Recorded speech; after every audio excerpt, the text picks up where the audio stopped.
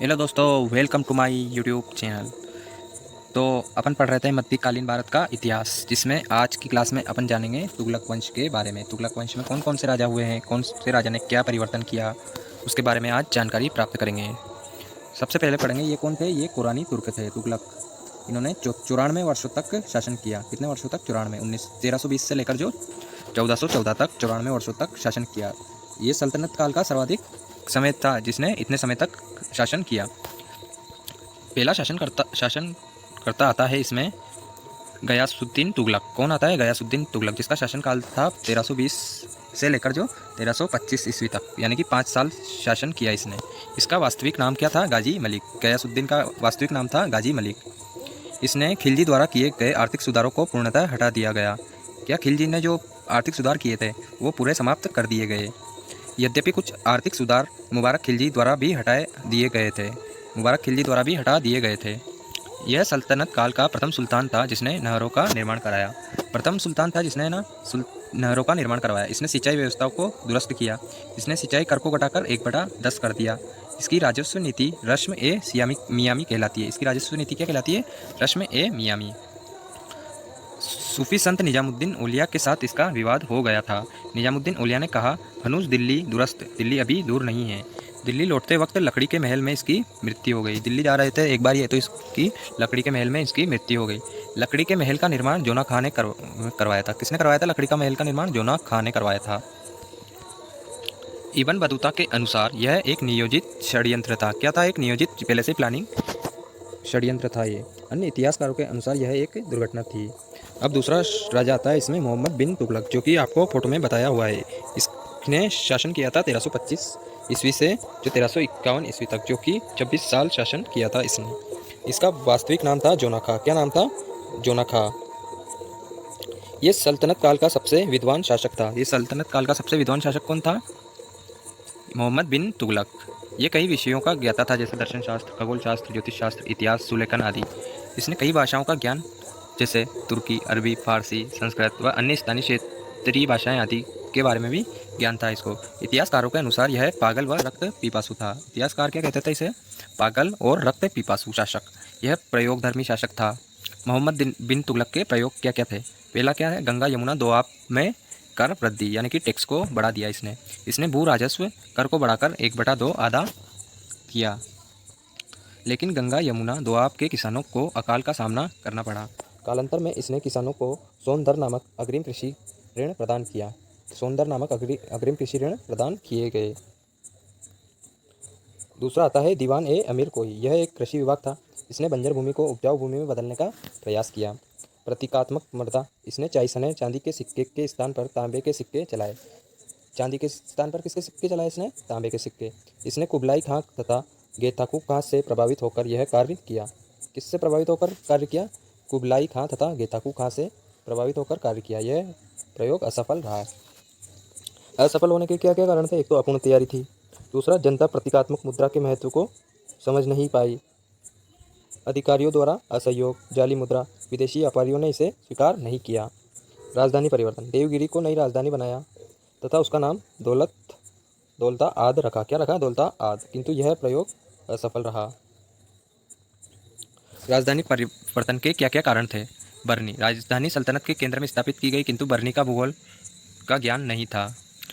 Ibn Battuta व अबू बकर इसामी, जनता सुल्तान को गालियां भर पत्र लिखती थी। क्या? किसका पत्र लिखती थी?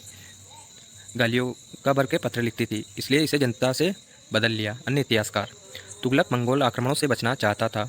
इस काल में केवल मंगोल नेता ने तमराशरीन ने आक्रमण किया। वास्तविकता में राजधानी का पूर्णतः हमें दिल्ली टकसाल के सिक्के प्राप्त होते हैं।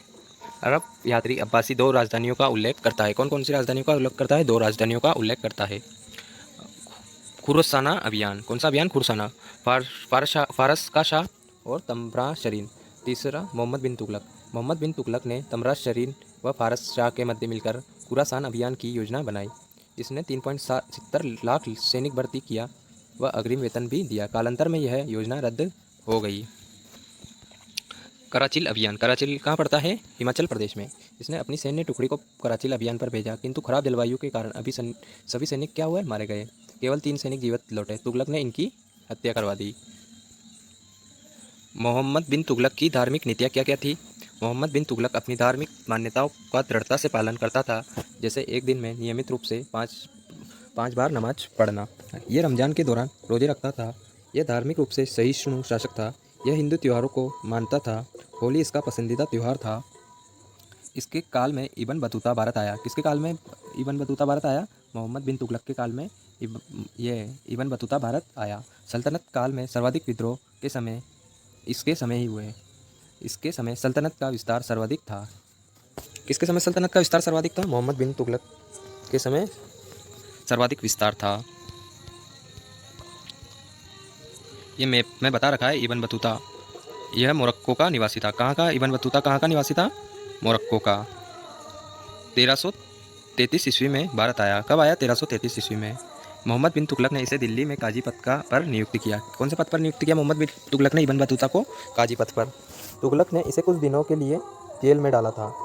मोहम्मद बिन तुगलक ने इब्न बतूता को कुछ समय के लिए जेल में डाल दिया था। तुगलक ने इसे अपना दूध बनाकर चीन भेजा। कहाँ भेजा था इसका? वो अपना दूध बनाकर चाइना यानी कि चीन में। रेहला, यह रेहला इसका यात्रा वृत्तांत जो इसने चीन में रहकर अरबी भाषा में लिखा था।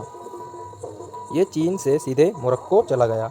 इब्न बतूता के अनुसार मोहम्मद बिन तुगलक बुद्धिमान था, लेकिन पागल भी था तथा वह दूसरों से सलाह नहीं लेता था। इसने अपनी पुस्तक में भारत की राजनीति व आर्थिक परिस्थितियों का उल्लेख किया। इसने दासों द्वारा जासूस किए गए जाने का उल्लेख किया। 1351 ईस्वी में ठट्टा, जो कि सिंध प्रांत में पड़ता है, सिंध में मोहम्मद बिन तुगलक की क्या हो गई? डेथ यानी कि मृत्यु हो गई।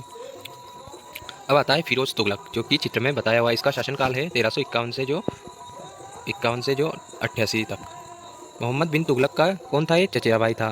मोहम्मद बिन तुगलक वैध उत्तराधिकारी नहीं था, मतलब सही उत्तराधिकारी नहीं था। यह अमीरों व उले मामों की सहायता से शासक बना। किसकी सहायता से शासक बना था? अमीरों व उले मामों की सहायता से शासक बना था।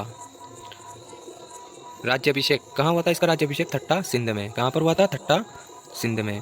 दिल्ली आते समय इसने मस्जिद में बड़ा दान किया। कहाँ पर दान किया इसने? दिल्ली आते समय।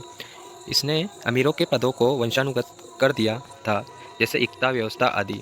इसके शासनकाल में अमीर व उलेमा अत्यधिक शक्तिशाली हो गए। किसके शासनकाल में शक्तिशाली हुए? अमीर व उलेमा शक्तिशाली हुए किसके शासनकाल में? फिरोज तुगलक के शासनकाल में। इसके काल में भ्रष्टाचार बढ़ गया। इतिहासकार अफीक इसकी जानकारी देता है था। क्या क्या सुधार किए इसने? वार्षिक आय। इसने हिसामुद्दीन जुनैद से राज्य की वार्षिक आय की गणना करवाई, जो 6.78 करोड़ टका थी। नए सिक्के भी चलाए। फिरोज ने 3 नए सिक्के चलाए। तो शशगानी, जो कि चांदी का सिक्का था। अद्दा, जो कि आधा पीतल का। बिक, यानी कि चौथाई जीतल। 4 कर लगाए। शरीयत कानून के अनुसार केवल 4 कर लागू किए। खुम्स, खराज, जजिया और जकात। लूट, भू राजस्व, गैर मुस्लिम पर लगने वाला कर व मुस्लिम की आय का 40वां हिस्सा। अब वाब, इसने 23 प्रकार के करों को समाप्त किया, जिन्हें अब वाब कहा जाता है। नहरें, इसने सिंचाई व्यवस्था को दुरुस्त किया तथा नहरों का निर्माण करवाया। हक ए शर्ब, इसने हक ए शर्ब नामक सिंचाई कर लागू किया। शहरीकरण, इसने शहरीकरण पर जोर दिया। इसने 300 शहरों को स्थापना की। प्रमुख शहर इस पर है फिरोज शाह कोटला, फिरोजाबाद, हिसार फिरोजा, फतेहाबाद, जौनपुर। फतेहाबाद इसकी स्थापना इसके पुत्र फतेह खान की याद में किया गया। जौनपुर, इसकी स्थापना मोहम्मद बिन तुगलक की याद में किया गया था। इसकी शहर की स्थापना बंगाल अभियान से लौटते समय की गई। उद्यान, इसने 1200 उद्यानों का निर्माण करवाया। नए विभाग, कौन कौन से नए विभाग? इसने कुछ विभागों की स्थापना की, जो कि इस प्रकार है। दीवान ए इस्तिहाक, पेंशन विभाग था। दार उल शफा, जो कि चिकित्सालय था। दीवान ए बंदगान, गुलाम विभाग था। दीवान ए खिरात, जो कि दान विभाग था। नोट, फिरोज के पास 1.80 लाख दास थे। फिरोज के आर्थिक सुधारों का श्रेय उसके मंत्री खान ए तेलंगानी को जाता है। वास्तविक नाम क्या था इसका? कन्नू। क्या नाम था इसका वास्तविक नाम? कन्नू। कन्नू तेलंगाना का ब्राह्मण था। फिरोज के अभियान, पहला था बंगाल अभियान। इसने 2 बार बंगाल अभियान किया, जो कि असफल रहे। दूसरा आता है सिंध अभियान। फिरोज के 1 बार सिंध अभियान किया। सिंध अभियान को विश्व इतिहास में अत्यंत कुव्यवस्थित खराब अभियान कहा जाता है। साहित्य में क्या क्या योगदान रहे? फिरोज ने अपनी आत्मकथा लिखी, इसका नाम था फुतुहात ए फिरोज शाही। क्या नाम था? फुतुहात ए फिरोज शाही। जियाउद्दीन बर्नी। फिरोज के समकालीन विद्वान कौन कौन थे? जियाउद्दीन बर्नी, जिसकी किताब है तारीख ए फिरोज शाही, दूसरी कथवा ए जहांदारी।